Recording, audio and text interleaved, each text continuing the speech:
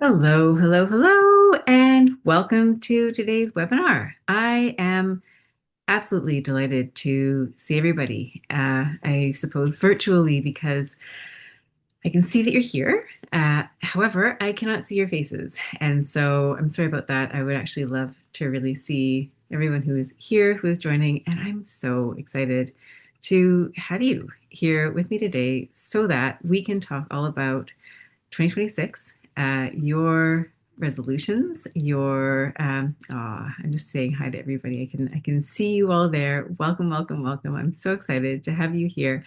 Um, some familiar names. Wonderful. So welcome. I'm just really happy to have you here with me. So today we're going to spend the next 60 minutes together, and I'm going to help you workshop your goals for 2026.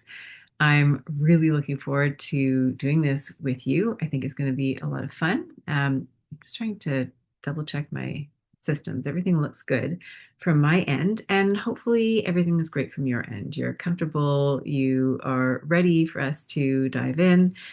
Today really is a workshop, so please do have a pen and paper handy because you are going to be doing the heavy lifting today. So I am going to introduce myself very briefly. My name is Paula Price. If we haven't worked together before, if we haven't met each other before, I am a lawyer, now coach for lawyers. I coach primarily in areas of time management, career clarity, and leadership. I've put them in that order because often that is how people find me. First, they'll have questions about time management, and that will lead to greater questions about, what are you spending your time on, which leads to questions of who are you as a leader? What choices are you making in terms of your career overall? How are you leading yourself and your team? So I am just delighted to have you here and ready to dive in. So today we are talking about transforming your resolutions into results. And I use the word resolution because it is the new year and, well, almost the new year. And we often talk about New Year's resolutions. And what I find people struggle with is transforming the idea into the concrete result that they are looking for. And so that's what I'm hoping that we can do together. And sorry, I just skipped ahead. Um, so what we're going to do then is this session is for you if you want to start 2026 feeling ahead of schedule as opposed to feeling like you're playing catch up after the holidays. And we've all been there, right? We've all been sort of entering the new year in January. You've had some time off, you get back to the office, and it just feels like you're starting from a position of already feeling behind.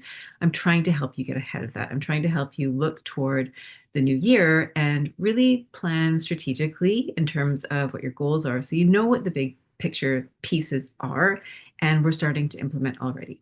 Now, a quick hello to everyone who's joining on the recording of this webinar. Welcome. I'm thrilled to have you here as well. And if you are joining, you're watching the recording, just wanted to say hi, acknowledge you, and as you're going through today, um, feel free to pause the recording and take notes and that sort of thing as you go through the session. Now, in terms of is this session for you? If you're here, based on who I have seen in the attendance, absolutely, you are in the right place. Some signs this is the right place for you. You're a high achiever. You have got lots on the go. You're producing a lot, right? And your practice is growing, and so are you. And so, what we're doing now is kind of like when you notice that your closet is getting cluttered or things are starting to pile up on the kitchen table, and you need to stop and just take a minute to declutter, right? So, right now, we're kind of taking stock. We're seeing where you're at. We are going to declutter some of the things that you don't need. And then looking at what you want to focus on, and of those things that are already in your possession, in your kind of sphere, uh, reprioritizing, maybe seeing where you can put some systems into place, what you might want to amplify or scale, and also what do we want to bring in that is new. And my guess is that your goal for the new year will involve some of that bringing in what is new. And today, in particular, what we're doing is we're going to help you break down that goal And we're going to use a framework, I'll get to that in just a minute, to help you do that.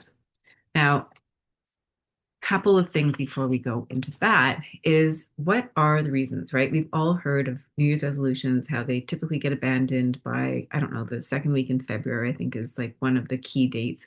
So, what is it that causes people to not follow through? And this doesn't just apply to New Year's resolutions, it's really any goal. Often, with the lawyers that I work with, some of the biggest obstacles are things like time, right? You're just busy, right? You've got the momentum of your practice going. I like to think of the dryer cycle in, when you do laundry, and the dryer cycle has everything spinning in a circle. And when you open the door to the dryer, everything stops. But if that door isn't open, everything's spinning in a certain direction, and you might feel like that's what's happening in your life, right? There's a certain momentum. And so today we're opening that dryer door, we're stepping out so we can stop the momentum and just, okay, what are we wanting to intentionally plan here? So that momentum can really keep you on a trajectory where you're doing the same things over and over. And so this is a great way to interrupt the pattern. Other reasons why it's really hard to keep to your goals, it's really just time. For a lot of lawyers, it's how do you fit more into your schedule when it's already packed? It's having other people who you really care about, whose needs are important, your clients, your family, your friends. They want things from you and you want to give them those things. And so sometimes that means putting your needs behind theirs. Holidays, right? So we're just facing that right now, right? We are going to enter the season of holiday parties and home time with the kids. If you have kids at home, we've got the New Year's celebration. Maybe there's a travel plan in there. So we can see how this really can stand in the way between you and the goals that you have, especially if those goals are not something that are urgent or important, or somebody else is kind of knocking on your door saying, hey, where's the deliverable? Another reason why goals may not be achieved is that they are overwhelming, right? Especially if your goal is big. If you've got a teeny tiny goal, it's relatively easy to figure out what you need to do and just do it. But if your goal is larger, and I suspect if you're here, you probably do have larger goals. And today we're looking at the new year. So this might even be a year-long goal that you're thinking about. That process sometimes can feel overwhelming because it's not just one and done. It's we have multiple things to do. So what I'm going to help you with today is to put some structure into that process so that it is not so overwhelming. Now, before I leave you on this note of gloom and doom, before going to our next slide, one of the things that we have going for us in a big way is that the new year is a huge motivator, right? A clean slate, a fresh start. The idea that we are closing out, right? Especially if you work on a billable hour system, right? You're going to put your last hours in December, and then January, you're starting again at zero. So you've got that fresh start. Even if you're not recording hours, you've still got the demarcation of 2025 entering 2026. Sometimes you're just excited to be done with a year, right? Especially if it's been a hard year, a tough year, a year where you were too busy. To move into that next year can feel really refreshing. Okay, finally I get to like start from scratch once again. So there's a real motivator there.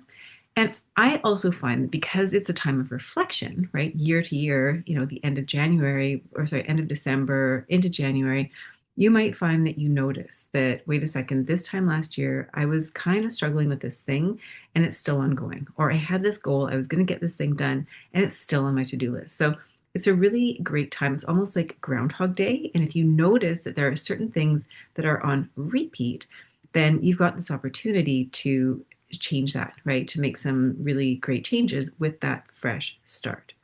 So, with that, I'm going to share today's agenda.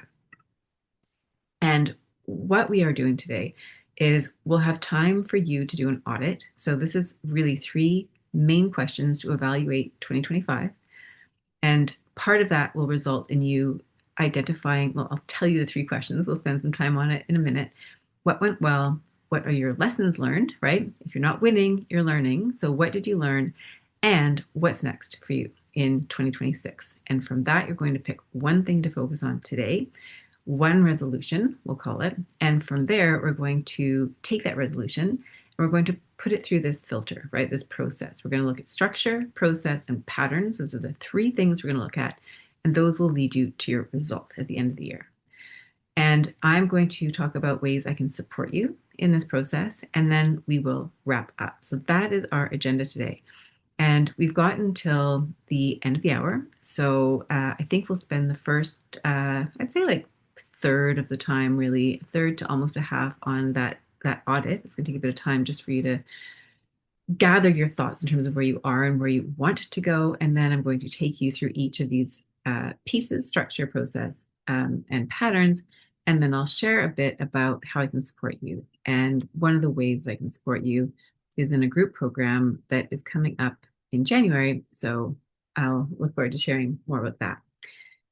So, with that, let's get started. Let's dive in. I'm just going to double check that there's nothing else we really need to cover in terms of housekeeping. Please do have your pen and paper handy because I would love for everybody to be taking notes, to be doing the work. The more you do this kind of note taking and reflection, the more you will gain from today's experience. You're welcome to participate in the chat or the Q&A. So the Q&A is set up so only I will see your questions. So feel free to put in there whatever you like. I believe you can submit them anonymously. And if you want to use the chat to share as we go through this, then by all means, I would love to hear from you. So please do that as well. So starting with the audit, then what we're going to do is I'm going to give you maybe 2 or 3 minutes for each of these questions. Now, you'll notice here on the slide, I'm asking you to identify 3 things. And you can spend more time on this after the webinar has wrapped up. Please don't worry about making this perfect. The goal is to get you thinking and to identifying. And if you have more than 3 things and you can do that in the time that we have, great, write those things down. But if not, don't sweat it. The goal here is really just to help you through that reflection exercise. So on your paper, and I should also mention, I'll share the slides with you. So you'll have all these questions after this webinar has wrapped up. So what went well today or this year? First question for you is what went well? So write this down on your paper. What went well in 2025? And what I'm going to do is give you some ideas. So you can start writing now. And I'm going to share some ideas with you in terms of what you might think about in terms of what were your wins. So your wins might be goals that you set for yourself at the beginning of the year. It might be something like a job transition. It might be that you were seeking a promotion. Maybe you've been on the path to partnership and you were able to satisfy the requirements that were needed for this year, and you are looking toward that promotion in the new year. Maybe you were able to achieve that. Maybe you had goals in terms of starting your own practice, right? Moving out and doing it independently. Maybe you're already independently in your practice and you wanted to make some changes. You wanted to bring in more team members or maybe streamline some of your processes or work in more time for yourself, be less in the business and more on the business. You might think of some of the substantive skills that you developed over the year. So you might think of maybe a file where you really stretch yourself. Maybe you are involved in projects where you learned a lot or you were able to teach. Maybe the complexity of what you're doing has increased quite a bit. So what are some of the practice skills where you feel like you really made some progress this year? Professional relationships. So maybe there was some business development that you were involved in. You managed to meet some really amazing new people. Maybe you met some new amazing clients. Things have been shaping up in a direction that you really like. Maybe there were practice management goals that you had in terms of creating systems and workflows and streamlining, and you were able to make inroads there. Maybe you've been struggling with feeling reactive in your practice, and this year you feel like you really turned a corner, like you're really getting more on top of things. Other prompts you might think of under this, and we're still here on this first question, what went well? I would ask you to write down what you feel most proud of, right? What were some of the challenges that you had this year where you really managed to elevate yourself, right? You rose to the challenge, you went through a real transformation. I encourage you to write that down. some of your bravest moments, maybe some difficult conversations that you had, challenges that you overcame. And then maybe here is also a great spot for opportunities that you did not see coming. So sometimes the wins that you experience are not wins that you ever would have been able to predict at the beginning of the year, but those wins were something that really moved the ball forward for you. So hopefully you've had a chance to write down at least three things that went well this year, and let's celebrate you, right? Like, good job. Pat on that back, my friend. Next, we're going to turn to the what did you learn? So, this is another way of saying what didn't go so well, right? And this is not for the purpose of beating yourself up at all. This is for the purpose of evaluating, what didn't work this year, because as much as you're going to have things that went really well, my experience and what I've noticed among most people that I speak with is that there's usually a few things on that list that don't get done. There are challenges where maybe it didn't go the way that you wanted, and we can sit and reflect and regret that those things happened, or we can take those and use them as lessons and move forward. So, what I'm going to invite you to do is to think about what are three lessons that you learned over the course of the year. So, where you might go to that, and again, think of three, right? If you have more, great, feel free to share, or sorry, you don't have to share them, although you can share in the chat, by the way. Um, but you want to identify at least three areas where you've learned. And this is really tied to your growth. So, again, this is not an opportunity to judge you. This is like, let's learn from what didn't go so well. So, for example, if you have lists, items that are carried forward from the beginning of the year, that might be something where you've learned, if I'm going to make this happen, if I'm going to create these systems, if I'm going to do this business development, if I'm going to attract this type of work, I need to be more proactive in terms of how I approach it. That might be a lesson. Or, maybe there's problems that didn't get resolved. You've got people within your workplace where relationships just aren't turning to the better, right? You might be in a work situation where it's just not feasible, it's not working out. And so the lesson there might be either things need to change or you're making a decision to move forward with something else. You might look at some losses that you had. So maybe you're a litigator and maybe you had some files that, didn't go the way that you wanted. And it could be that there was, cases that didn't go your way that may or may not bother you. Were there lessons learned there, right? Um, it might be mistakes that were made by you, by a team member, and what was the learning there? And maybe some missed opportunities, right? I think sometimes I know this happens to me where I look back and I think, oh, there was this great opportunity. I should have done this thing there. And rather than dwell on what didn't happen, it's looking forward and saying, okay, how can I apply this going forward? So hopefully in this time, you've had an opportunity to identify at least three things that you've learned. Again, you're welcome to come back to these questions. I will share the slide deck with you. The goal here is for you to be writing down and doing that work.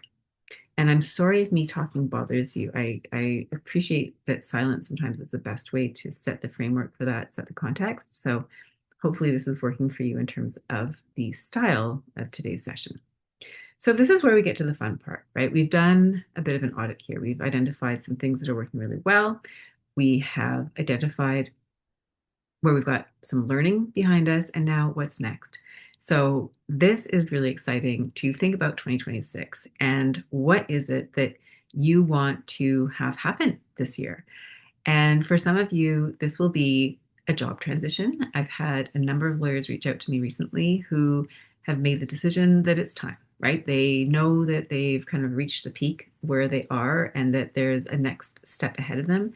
And they're trying to shape what that's going to look like. And so for you, you might be thinking, okay, this is the year that I know that I want to make that next step.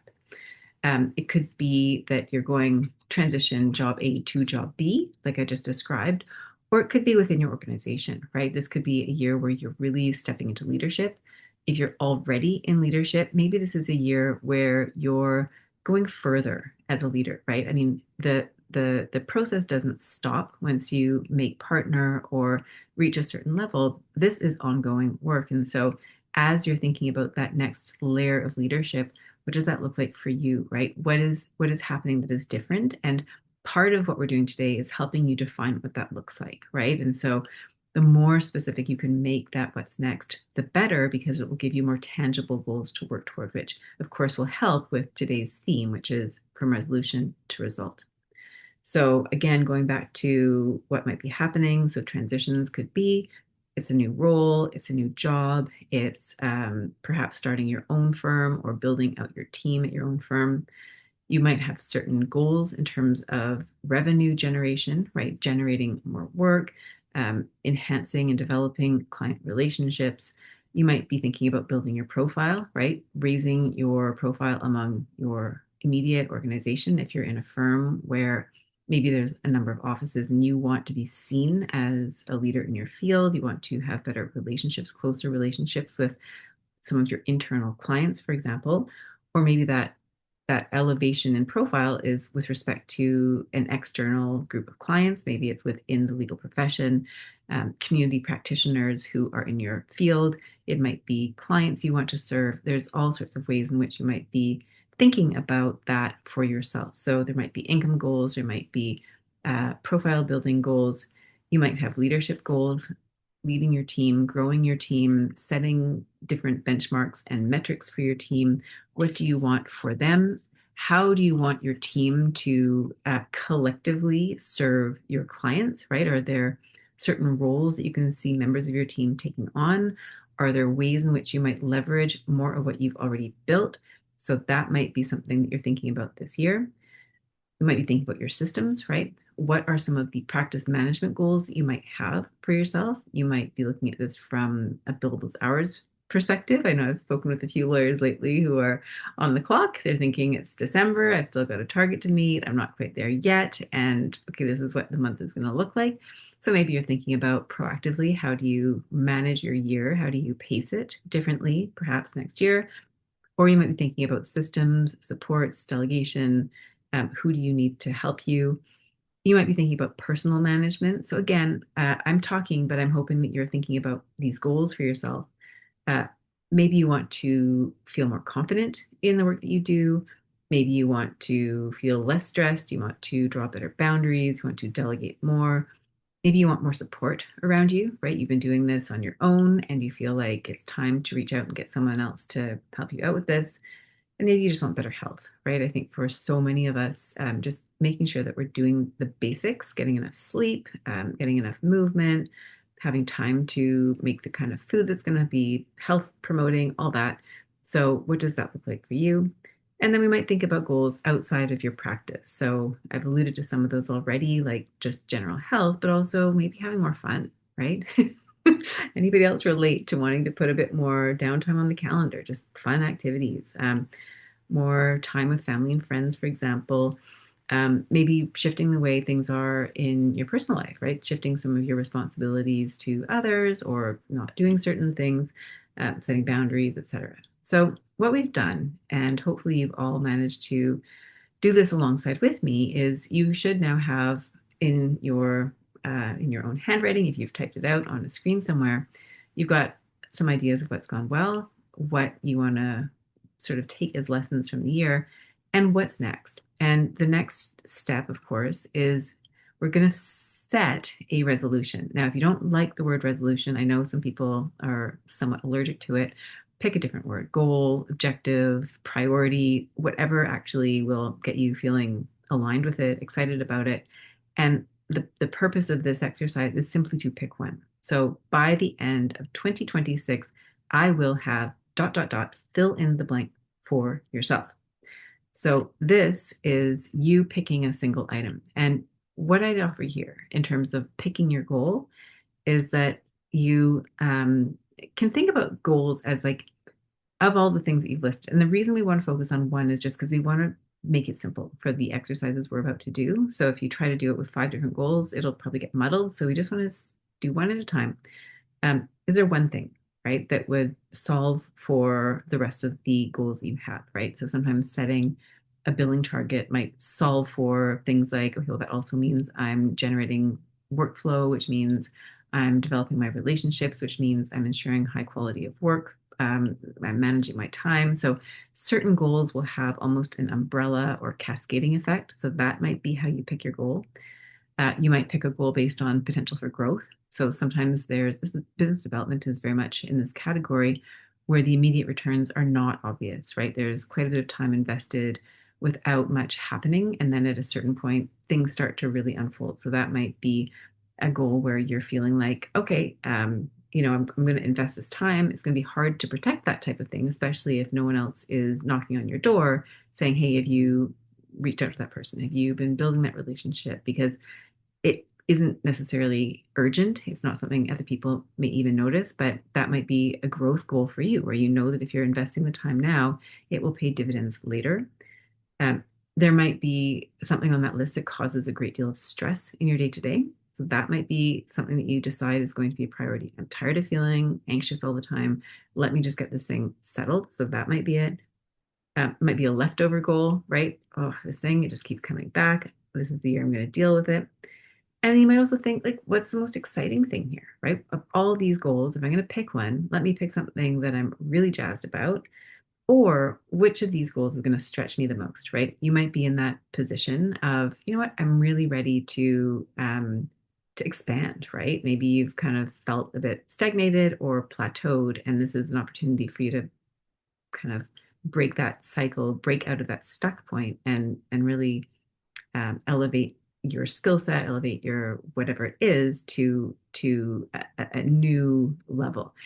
And on that note, what I'd like to mention is I'm doing another webinar next Friday, same time, and it's a companion webinar to this one. Today, we're really focusing on the how, like how are you going to structure your goal? And next week, we're focusing on who, right? Who you must become to achieve that goal. So this is more, next week is more of a leadership focused, right? And so I'm really excited about that one because we're going to be looking very specifically at you as leader at different stages of a change, right? And ultimately today, if you think about the resolution you're setting, there is a change that is required, right? Something needs to shift in order for you to go from an idea to an outcome. And so next week's companion webinar really helps look at the who. So here we're looking at the how. Next week, we're looking at the who. So please do join me for that. I will give you the information you need for that. So you can register for that as well if you're interested. So right now, you should all have a goal, a list, or a resolution, one thing. And so what we're going to do is we're going to dive in. And I'm very excited to talk about each of these different pieces. So the three pieces are structure, process, and patterns. And I did a podcast episode about this last week. So if you want to go and kind of refresh after today's webinar, you can listen to that episode.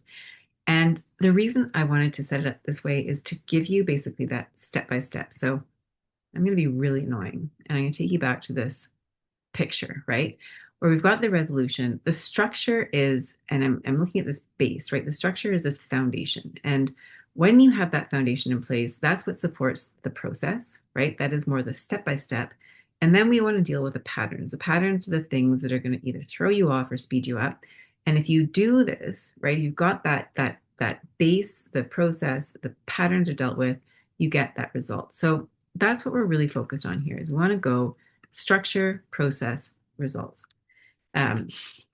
Patterns, results. So structures, this is the starting point. And why do we want structure? Really is to create safety and support. And I like to think of my children when they were toddlers. If I did not have structure in place, and in that case, structure was nap time, meal time, bedtime, routine, like very clear step by step what was happening in a day, blocks in a day, things would get really, really chaotic. And so structure is one of those things that gives peace and calm, right? It creates scaffolding upon which you can then install the different pieces of your structure. So when it comes to your goal, you're going to be thinking, okay, well, I'm going to want to have some structure for the goal that you're setting, especially if your goal is a big goal. I'm going to throw in an analogy. So I love structure, and I think a lot of people find structure a little bit boring. And so I was trying to find an example of how structure is not boring. And one of the structures that comes to mind for me is the Eiffel Tower. It is a structure. If you look at it, it's a giant steel structure. And yet that structure is what brings so many millions of people to the city of Paris to look at that structure. They buy their apartments and pay more money to look at that structure.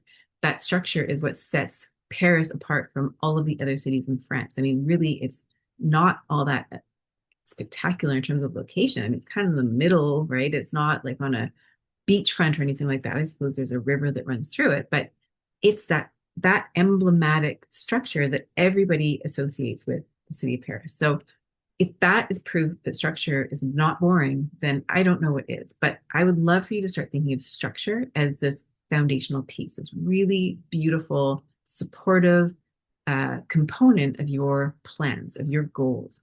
And so here's an example. I'm going to share an example of structure with you. And your structure will be very much a function of the goal that you actually choose for yourself. Now, I'm just actually going to zone out for 1 second. This is because I want to double check that my computer is happy, and it is. So, oops, that was not where I meant to go. I'm having some issues with my battery lately. So, anyways, going back to structure, I want to give you an example. So here we've got an example of a structure. When I talk about a legal practice, if you are a lawyer and you're developing your practice, I like to talk about these three pillars: your skills, your relationships, and your time. Skills are the foundational skills, the things that you bill for, basically. Relationships, that's your market, that's your team, that's your colleagues, and your time, right? Time is how you manage your time, how you invest your time, how things get done. I'm sharing this with you because it's an example of structure. And what I'd also like to share with you is this image, which is a different way of looking at that structure. So what you'll see is I've got skills on the y-axis, same color, that red, if you go back the slide, right? Skills. Then in blue, we've got relationships on the right. So you might think of your colleagues, your clients, your mentors, the people who you mentor, your team. And over time, right now we've got time almost like in that middle, it's that middle axis, because it's like you choosing how you spend your time and the way in which you spend your time. You go from that very beginning stage. So you might think of yourself as a very junior lawyer just starting out. And when you invest in your skills and your relationships and you use your time strategically, you then evolve into this trusted advisor.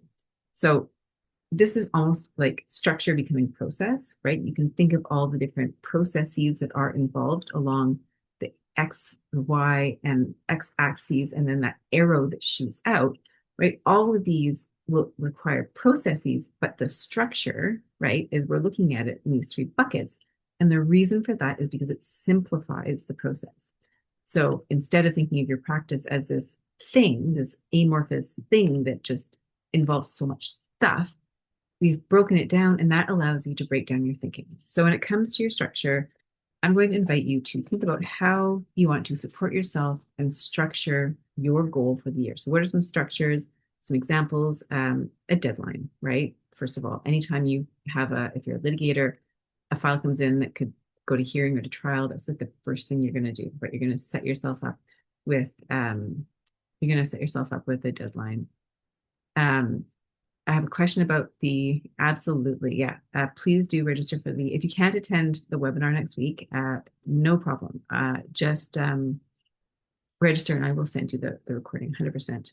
So, so going back to the structure then, this examples of structures for a goal, setting a deadline is amazing. That really helps you now shape what the container is, what the time container is. Now, time is one of those things where it's not a physical thing, right? Like a closet has hangers and hooks and rows and all the things, shelving. So when it comes to something like this, when you're doing like mental work, right? You're building and it's intellectual. It's sometimes harder to have that structure in place. That's why calendars are so great, because you can see on a calendar where things are going to fit. So we want you to allocate time, right? You will absolutely need to allocate time. And where I see lawyers really getting tripped up is where they say, well, I've got this goal, but I want to do it in my downtime. I want to do my off time.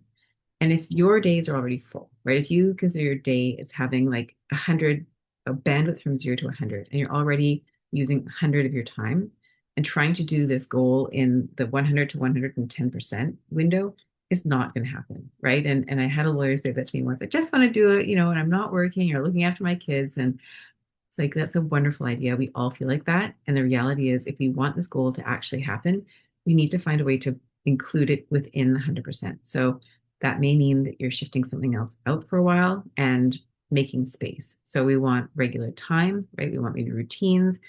Um, you know, I've had clients who wanted to work on business development. So instead of having a 2 hour block, which is what they originally wanted to do, they ended up breaking it down to 15-minute increments that could get slotted in throughout the week. But structure your time. Milestones. So what are some of the key, if it's sort of on a continuum of time, what are some of the milestones you might reach? So this structure that we have in front of us, that's not necessarily time. Those are more categories, but that forms part of the structure. So maybe milestones are part of the structure. Uh, Ways of structuring accountability. So do you have a group or someone else that you report to? Do you have someone on your team? Um, I mentioned I do a group coaching program. I'm a coach. So I build in accountability with my clients. So whether you work with me in a one-to-one capacity and we're setting appointment dates for 2 weeks down the road, a month down the road, so you're going to meet with me, we're going to talk about it. Or in my group coaching program, there are 2 calls every month. So there's a cadence. And at each of those calls, there's going to be something that happens, and you'll want to be prepared for that. That creates structure, right, over the course of the time that we are working together. So over the course of your goal, what are some of the milestones, the structures you want to put in place? What's some of the check-ins, right, that you might want to put in? Deliverables might be part of your structure. Metrics, what are numbers that you're trying to reach, right? If you're thinking about business development and you think, okay, I want to have 2 lunches a month and I want to do one external event, an evening event where I attend, and maybe twice a year you're speaking. So you want to give yourself some structure to the goal so that you can actually break it down into pieces. It's clear what it is, and then you know whether or not you're actually achieving it. So the last thing I'll say here on structure is it helps to build on structure that already exists. So much like you want to have a closet, right? Where let's say it's got a hanging rack, and so you can hang things on that rack. It helps if your structure is appended to something else. That's where we talk about scaffolding or habit stacking. So if you are brushing your teeth and you want to drink more water, you might say, well, I know I'm going to brush my teeth 3 times a day. And so each time I do that, I'm going to drink a glass of water. Or maybe you're taking supplements. Well, I know I'll take my supplements if I couple that with brushing my teeth. So whatever it is, we want to be scaffolding and structuring. So hopefully you've identified 3. That was the original question, right? What are 3 structures you can put in place? Now we're going to move on to process. And I'm just looking at the time and thinking that I want to make sure we get through our material today. So we're going to spend a bit less time on process. And I'm going to encourage you to come back to this, right? To really come back to the process. Process really is the recipe, right? This is where you're going to develop your recipe for success. And I'm going to give an example.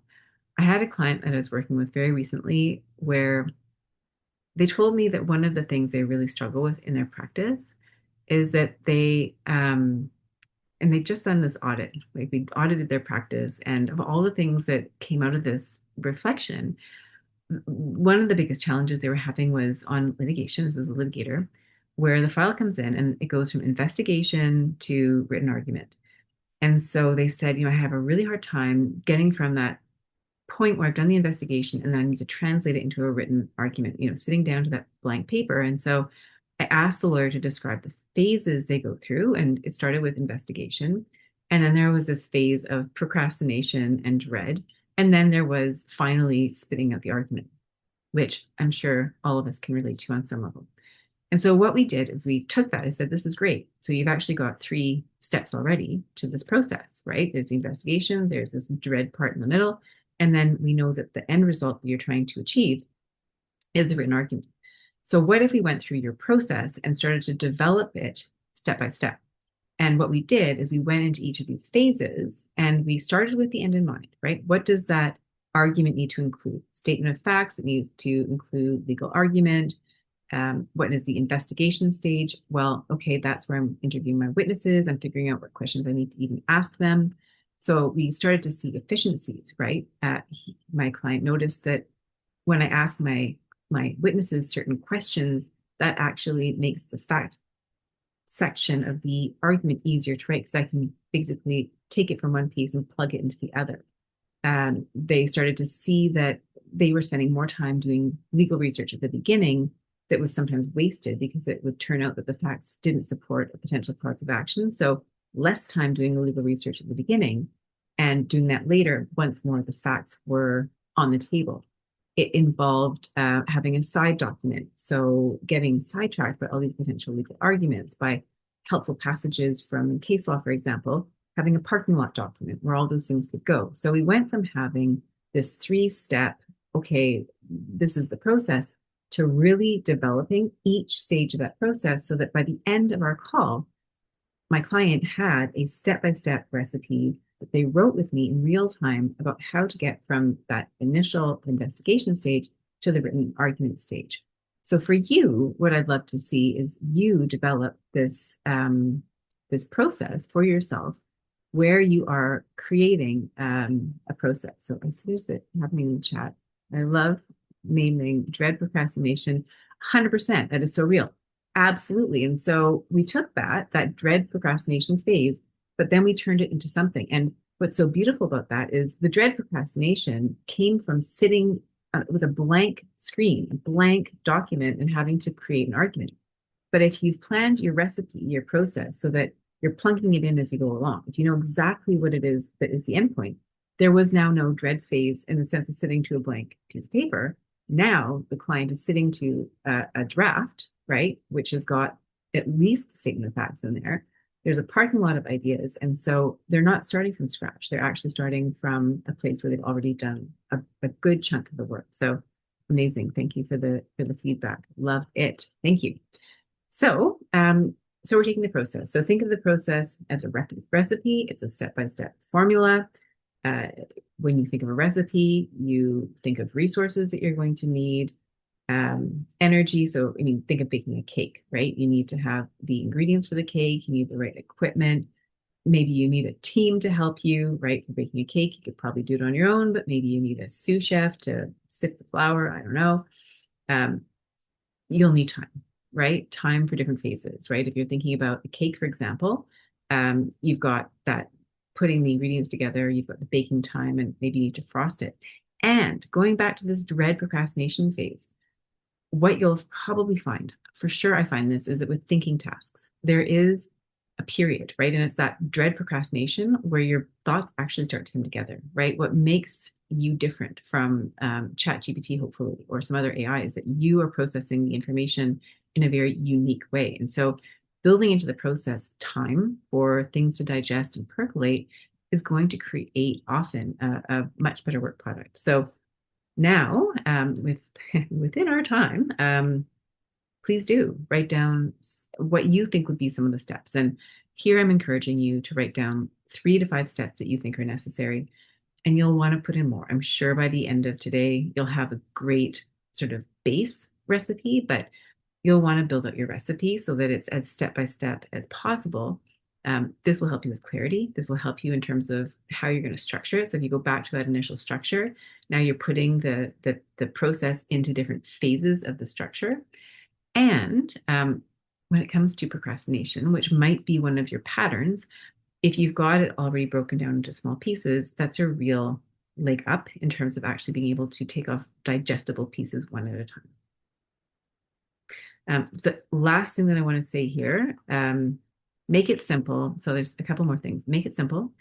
If you do not have a recipe, and this is something where you would not be able to write your own recipe. I mean, sometimes we've done something so many times without a formula. And when we sit down to write the formula, we realize we do have a recipe, right? This is like my client realizing actually, in fact, there is a process that they have been following. Let's record that process and make it an SOP, a standard operating procedure. You can always adapt and refine it, but you want to get that out of your head and onto paper. So if you don't have your own recipe, does someone else have a recipe? And it really helps as a starting point, but it's not your end point. So there are ways other people will do things to get to the results they have, by all means, if it's going to help you fast track, then borrow what's useful, but don't feel like you have to follow someone else's recipe to a T, right? You need to make it your own. Um, and keep in mind that that process, right? We've got the structure, which is almost like the concept. The process is what builds the muscle. So let's say the goal is that you want to have $1 million in your bank account at the end of the year. Maybe you find a way to bill, you know, you guys have a really high billing rate, but let's say you're billing time and you're getting $1 million, or you're leveraging time, you're getting $1 million, or you win the lottery and you get $1 million. All three result in $1 million, but all three are very different skill sets, right? Billing yourself the time versus leading a team, um, different strategies in play versus winning the lottery, right? And winning the lottery, you're probably not going to walk away with that many new skills. So the process really does matter. If you think about the cake example, if you are the one who bakes the cake, maybe you want to learn to have the perfect cake by the end of the year and you bake 12 different cakes and you end up with this foolproof recipe versus, wait a second, there's this great bakery down the street, I can just go buy the cake. So your skills are going to be different depending on what process you pick. So when you think about the process, think about what you want it to look like. Like if you have any discretion or authority or even see flexibility there, what skills you actually want to build. So we've talked about process. In terms of process, another example is the I'll share this slide. This will come with you in the slide deck. That's a process I follow for goal setting, right? It's a step by step. Here are prompts to help you set a goal. We're not going through this today. I just wanted to share it as an example of a process. But when you do this, you start with your kind of idea for a goal, and then you get really clear about why that goal is important to you, what kind of energy you want to bring. So we talked about process. What kind of energy do you want to bring along the way? What are the steps, deadlines, what time commitment, and then what obstacles will stand in the way? And we're actually going to talk about that in a second. Another example of a process is when I work with clients and we've set up a process. So if you join me for a mastermind program, for example, we've got a process in place. We've got a theme every month. We've got a goal setting exercise at the beginning, which is basically this, what you see on your screen, so that you've got an objective, you've got a process, and we are following it step by step. It's the process that I'm offering, and you basically create that as we go, right? Based on what your goals are and how you want to do it. So then we're moving into patterns.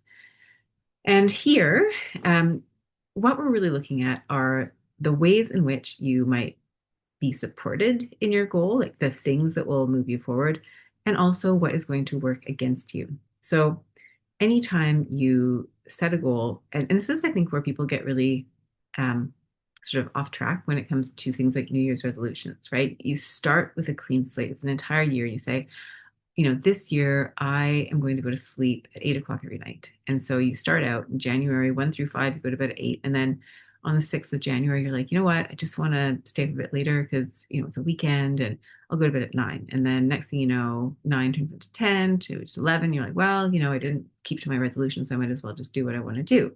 So that's kind of where we might have that all or nothing thinking and abandon. So we know ahead of time that's a pattern, right? We know that if we don't get it perfect, we're probably not going to stick to it. So we want to be prepared for this and plan in advance. So what I've got here is a slide. And what I've done here is I've actually replicated some images that I used in a time management session, a workshop I gave at a firm retreat earlier this year. So in the fall, actually. Now, this is a calendar. Like if you use Outlook, this is basically just taking a calendar and a day in a calendar and then slotting things in. And I'll explain why I did this and why I'm showing this to you. If you look at the column on the left, so that's a day from 9 o'clock to 6 p.m. And this is a reflection of my energy. So when I teach time management, I teach planning and scheduling based on your energy levels. So for me, a calendar day, a day on my appointment, looks really great in the morning. See, that's me in the nice fancy condo by the sea or wherever it is with a pool and it's beautiful. And that is a high value real estate in my day, the morning. Now we have lunch, and after lunch, it's kind of like the desert, right? It's no energy. Things are kind of drudgery around here. But it's okay. It's okay. I can still get things done. But then we hit the 3 to 6 p.m. window, and that's supposed to be kind of like the like a hostel almost. Nothing wrong with hostels, but it's like it's functional, it's okay, but it's not great. So what that means is that when I plan and schedule my day, I'm going to put my thinking tasks up at the top of the day, right? The heavy lifting, the things that are really important, they go in the highest value real estate in my day. And the things that are more likely to be procrastinated, I don't schedule there. And instead, I put things like meetings where I know I'll be energized by seeing somebody else on my screen. So I'll schedule my meetings in the afternoon if I can control it. Sometimes I put tasks that I know I need to get done, but they don't require a lot of brain power. So a lot of admin falls to the afternoon, emails fall to the afternoon, which isn't always great because sometimes it just feels more tedious and they will get pushed up to the next day morning because I'm more alert, I'm sharper. And if I've put them in the real estate that is high value, I am more focused because I know it's more valuable time for me. So you might think about how you use your patterns, right? Planning your day, but also how you plan your goals. So if your goals are like my day and they start out super shiny and by mid-year you just don't care, then maybe you need to anticipate that's going to happen and build something in so that you stay motivated. Things that can help you stay motivated, I think making commitments are huge, right? If you can make commitments to other people, if you're trying to do business development and you plan a speaking engagement, for example, you're not going to abandon that. You're not going to let people down. You're going to do what you need to do to make it happen. Um, if you know, for example, that trying to think of some other examples, uh, all or nothing is an issue, then you might think of strategic ways to focus on progress as opposed to perfection, um, get support from people, etc.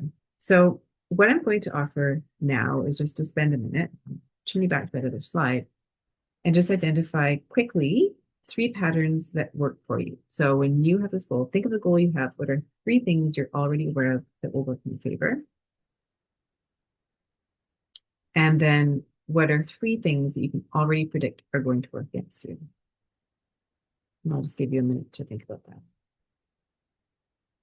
And again, I mean that in a nice way. I don't want that to sound, what are the three most, what are the three things that are going to hold you back? But the goal here is you don't have time to really dive into each of them and how to solve them, but we are able to decide what they are. And my goal for you is that you've now got a clear idea of what at least one of your top priorities is for 2026. You have identified the structures, the process, and patterns. What's going to help you here, and what might not help you. Some helpers might be the new year, right? It might be that there's a big metric, a shiny goal at the end of it. Um, could be you really want to transition, right? There's something that is ahead of you and you really want to make that happen. So that might be the motivator. What will work against you? Time, right? Making the time for it, um, falling off track, other people having their things that they want prioritized over yours. So we're just looking ahead and identifying some of those patterns. And so this brings us to where we're at now, which is support. Now, you'll want support regardless. And so you'll have within your practice already people who can help you, ways support yourself. So by all means, I'm encouraging you to leverage all the support you have. And I would love to share ways that I can support you. In particular, I'm going to share a link in the chat there we go.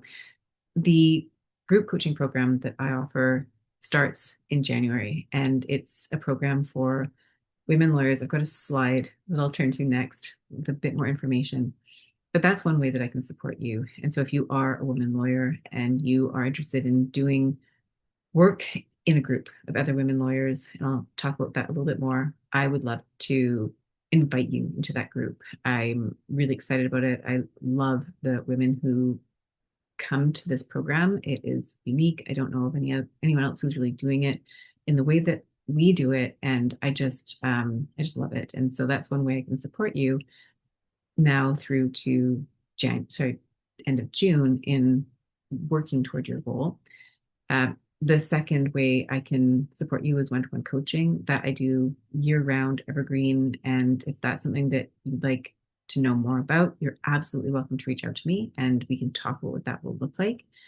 And then I put here speaking because that's something I'm doing more of. And typically, what that means is I'm teaching in relation to a law related topic. So I showed you a slide earlier from a time management seminar that I gave recently. It was a workshop at a firm retreat. So if you're looking to support your lawyers with time management, for example, I can come in and lead a session. And one of the things I love, so there's different topics. There's time management, there's stress management, there's resilience, there's communication, there's like all sorts of different topics. Anything I coach on, I can teach on. And what's really potentially quite magical about that is getting your firm in a room together. And so, yes, there's the teaching, but there's also facilitation of discussion. So, time management, for example, is a great opportunity for lawyers in the room. You've got different lawyers, probably your students, your juniors, your more senior lawyers. And if we can get people involved in that conversation, it creates a dialogue that continues after the presentation. So I see my role as teaching, but also facilitating and setting a bit of breadcrumbs for the discussions that can follow. So these are all ways that I can support you as a coach. And if you have any interest in any of those, you're of course welcome to reach out to me. I'd love to hear from you. So the group coaching program, and I totally understand if you want to sign off at this point, if you think this is not something I'm interested in, no worries. I do have a last slide. I'll just flash to it for a second. Here we go, just a recap. So that will come in your slide deck and then an invitation to join me next week to talk about leadership. What we're talking about here, though, is the group coaching program. So if you are a woman lawyer who is, I would say, 4+ years in their practice, the reason I say that is I've had lawyers join in the past where I think they really thrive. I think the sweet spot for this is really you're a few years into practice and you've got experience under your belt, and what you're trying to do is really elevate yourself as a leader. And leadership to me is leading yourself first and foremost. And from there, it's leading your team. If you have a team, not everybody has a team, they are a leader of one. And if we go to this, I'm just fast forwarding to the structure, right? If you look at that pyramid, structure is what's at the base, and leadership to me is leading yourself first. That is the structure, like getting to know yourself really, really well and who you are as a leader, because then the process, how you lead, that follows from your structure, who you've established yourself to be internally as a leader, and then those patterns, right? Where might you get hung up as a leader? So the framework actually follows really nicely.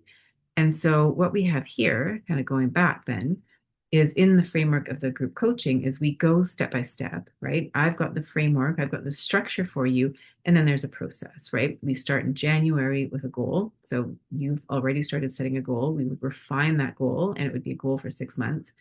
Then we would move into self-concept. So that's you looking at yourself as a leader and what does that mean?